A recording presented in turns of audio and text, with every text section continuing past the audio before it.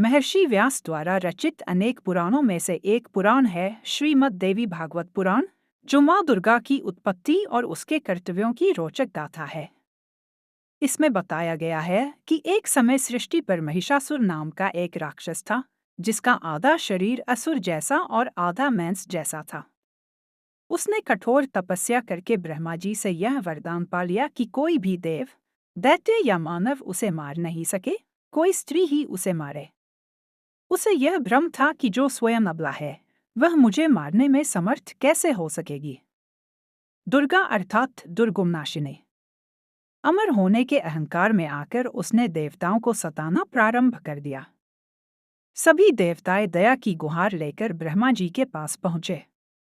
ब्रह्मा जी, शंकर जी तथा विष्णु जी के पास पहुंचे। विष्णु जी की राय से सभी देवताओं के सम्मिलित तेज से एक नारी रत्न की उत्पत्ति हुई, जिसे नाम मिला दुर्गा। दुर्गा अर्थात यज्ञ रूपी दुर्ग की रक्षा करने वाली, दुर्गुणों का नाश करने वाली, दुर्गम कार्यों को सरल करने वाली तथा दुर्गति नाश करने वाली। असुरों से देवी का युद्ध। सभी देवताओं ने देवी को अलग अलग आयुध प्रदान किए और आभूषणों से भी अलंकृत किया। जब वे सज धज कर विराजमान हुई तो त्रिलोकी को मुग्ध करने वाले उनके दिव्य दर्शन पाकर देवताएं उनकी स्तुति करने में संलग्न हो गए।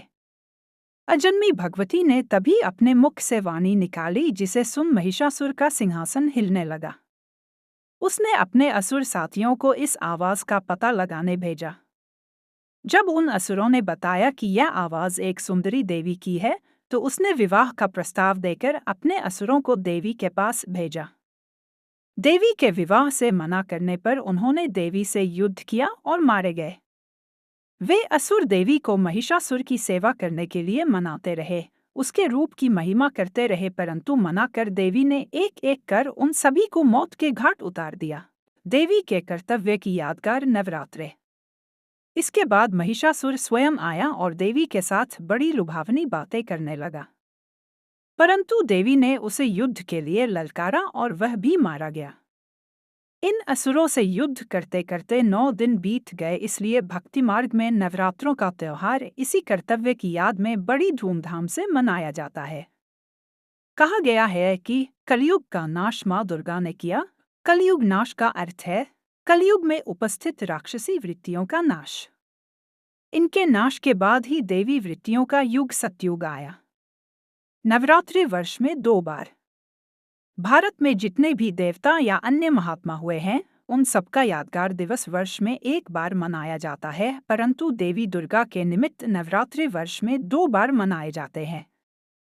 इससे देवी के अवतार लेने और कर्तव्य करने की महिमा अन्यों की भेंट में द्विगुणित हो जाती है। साल में 2 बार आने वाले नवरात्रे हमें प्रेरित और जागरूक करते हैं कि सृष्टि की रक्षक, पालक और मार्गदर्शक माँ के बारे में हम अधिक से अधिक जानें, उनके गुण और कर्तव्यों को पहचानें, उनका अनुकरण करते हुए आसुरी वृत्तियों का नाश करें। कुमारी भी और सुहागिन भी कैसे? वास्तव में एक ऐसी अलौकिक माँ दुर्गा को क्या हम जानते हैं? उनके बारे में कितना जानते हैं? वे कौमार्य व्रतधारी है, अखंड ब्रह्मचारिणी है, किसी भी आसुरी वृत्ति दृष्टि के वार से सर्वथा अछूती है। उनके यादगार दिवस के उपलक्ष्य में कुमारी पूजन, कुमारी भोजन और कुमारी सम्मान आयोजित होते हैं। ब्रह्मचारिणियां उनसे अखंड पवित्रता के वरदान की याचना करती है। इतना सब होते हुए भी वे अखंड सुहागिन भी मानी जाती है। सुहाग के सभी चिन्ह सिंदूर, टीका, लाल जोड़ा, चूड़ियां, बिछुए, नथ, आभूषण आदि वे धारण करती हैं और संसार की सुहागिन स्त्रियां उनसे अखंड सुहाग का वरदान भी मांगती हैं। ये दोनों बातें एक साथ कैसे? कुमारी भी और सुहागिन भी? फिर उनका पति कौन है? श्री लक्ष्मी जी के साथ श्री नारायण और श्री सीता के साथ श्री राम दिखाए जाते हैं, परंतु देवी दुर्गा के साथ किसी भी देवता का नाम नहीं लिया जाता है। मंदिर में भी वे शेर पर सवार, नितांत अकेली और चित्रों में भी ऐसी ही चित्रित की जाती है। उनकी शादी कब और किसके साथ हुई, इसका भी कोई वृत्तांत पढ़ने को नहीं मिलता है, तो इस गूढ़ पहेली का उत्तर क्या है? कोई एक साथ कुमारी भी और सुहागिन भी कैसे हो सकती है? कन्याओं माताओं की ईश्वरीय कार्य में लगन। इस गूढ़ राज को समझने के लिए बहुत शुद्ध, दिव्य और एकाग्र बुद्धि की जरूरत है। कालचक्र घूमते घूमते सतयुग, त्रेता युग, द्वापर युग को पार करते करते जब कलयुग के अंत में आ पहुंचता है, तो सृष्टि में अनेक प्रकार की आसुरी वृत्तियां बढ़ चुकी होती हैं।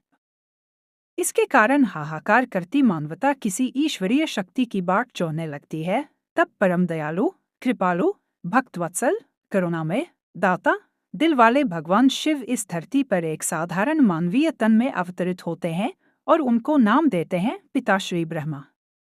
ब्रह्मा बाबा के वृद्ध तन में बैठकर जब वे ज्ञान गंगा बहाने लगते हैं, तो आसुरी वृत्तियों से आहत अनेक नर नारी उनकी शरण लेने लगते हैं और जीवन को निर्विकार बना लेते हैं।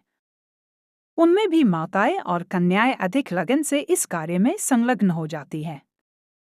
कन्याएं आजीवन ब्रह्मचर्य व्रत की दृढ़ प्रतिज्ञा लेकर भगवान शिव को ही अपना पति मानकर उन पर न्यौछावर हो जाती हैं। विकारों से आच्छादित कलयुग रूपी घोर रात्रि में ये कन्याएं काम क्रोध आदि असुरों को संसार से